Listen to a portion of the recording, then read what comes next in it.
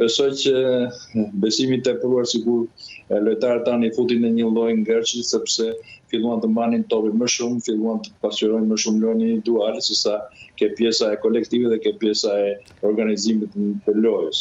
Besoj që pra pritshmëritë dhe euforia ishte larg zoti Marko, ajsa në një farë mënyrë i prishi punë skuadrës dje? Shiko, loja e skuadrës Kosovës është një lojë e cila ka pasur një progres jashtëzakonisht madh. Nuk është sepse po të mendosh para disa vitesh që Kosova me futbollin e saj mund të arrinte deri në këto nivele, do të thotë që ishte e pabesueshme. Besoj që është një hap galopant, është një skuadër e cila ka lojtarë shumë cilësor që përfaqësojnë ngjyrat e Kosovës në skuadra shumë të mira evropiane. Është një skuadër që nuk ka frikë dhe nuk ka inferioritet ndaj kundërshtarit, kështu që të gjitha këto i kanë dhënë një lloj besimi, plus që grupi është në një harmoni të plot. Besoj mbështetjen e popullit e ka pasur gjithmonë. Besoj që në momentet e caktuara kuptohet edhe mungesa e eksperiencës dhe skuadrat emrat e mëdhenj nganjëherë bëjnë diferencën. Kështu që dashje pa dashje, unë besoj që Kosova ka fituar për veten e saj këtë pjesëmarrje në kampionatin botror, pavarësisht se ndeshja me Turqinë ishte aksidentale për mua. Që do thotë Turqia nuk pati një paraqitje dinjitoze, një fitore e merituar apo ashtu e qartë? Turqia kishte 22 vjet ose 24 vjet pa marrë pjesë kampionatit botror. Kështu që nuk është se Turqia është në një emër i madh në një elitën e futbollit botror. Skuadra besoj mesatare, aq më tepër që po të shikosh skuadrat që ka eliminuar Kosova janë skuadra që kanë koeficient nganjëherë më të madh se Turqia, se ka eliminuar, ka mundur Suedin, ka mundur Slovakin, kështu që ka mundur skuadra të tjera jashtë. Unë besoj që ka bërë një paraqitje shumë dinjitoze dhe besoj që për mendimin tim Turqia ishte një skuadër që ishte ke skuadra që do t'i preferonte më tepër më shumë dhe preferonte Kosova ta kishte në këtë moment. Besoj që e pam nga të gjitha nivelet, po të shikosh edhe parametrat e ndeshjes, po të shikosh edhe statistikët, do të shikoshim që skuadra e Kosovës është shumë superiore.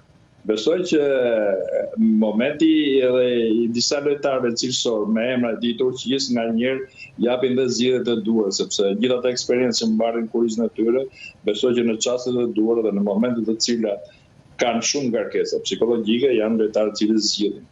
Po. Ndërkaq, për sa i përket kombëtares së Shqipërisë, çfarë nuk shkoi me kombëtaren tonë? Shiko, krye artikulli sot e gjithë gazeta. Pa e fare, unë do të isha dakord me ata. Do luajnë në dy skuadra të dëshpëruara. Do të thotë që dy skuadra të zhgënjura sepse objektivi i tyre dy skuadra ishte shkuarja në kampionatin botror. Janë dy skuadra të cilat luajnë një futboll për mendimin tim të arrirë, duke u nisur nga fakti që arritën deri në këto të momentet e play-offit. Shqipëria ndeshje me Poloninë do lej shumë gjumë, dhe këto gjumë nuk mund të shlyeshin për 3-4 ditë, por do lej gjumë, sepse kuptohet opinioni sportiv, opinioni gazetarie, opinioni kujto futbolldashi, është nga këndvështrimet nga më të ndryshmet. Kuptohet që rufeja dhe shqiptat e para mbi trajnerin edhe mbi federatën, por unë besoj që duhet një gjaktotësi, një analizë më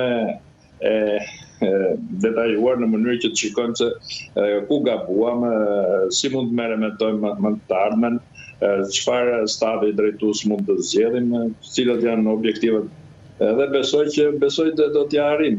Në disa momente edhe ne kemi çfarë një futboll shumë të mirë, futboll sulmues, futboll me rezultate të mira.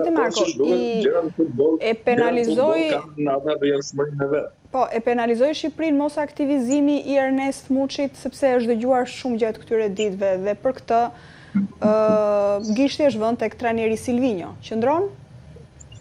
Ja, shiko, nuk mund të flasim dhe nëse do flasim në pjesën e specialitetit, nuk mund të flasim në këtë lloj mënyre sepse penalizimi i Muçit nëse do ta dishim që Muçi do të ishte, domethënë lojtari i ardhë, këmbë të Muçit do të ishin këmbë të ardhë, do na çoshin botror, atë do të hipsha të drejtë. Unë besoj që Muçi është një lojtar me shumë klasë, me shumë cilësi,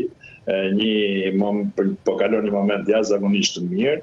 Por unë besoj që pjesa më e deklaruar është pjesa e grupit, kështu që duhet ishte grupi, dhe po të shikojmë, thash edhe më përpara në intervistën ke ju, kam thënë që duhet kemi kujdes, dy lojtarë kryesorë siç ishin Lewandowski dhe Zielinski, duhet ishin në kujdesin e lojtarëve të cilët kishin detyra speciale për t'i markuar, duhet ishim më të kujdesshëm në daljet që bëri Strakosha, duhet ishim më të kujdesshëm ke realizimi i golit dytë.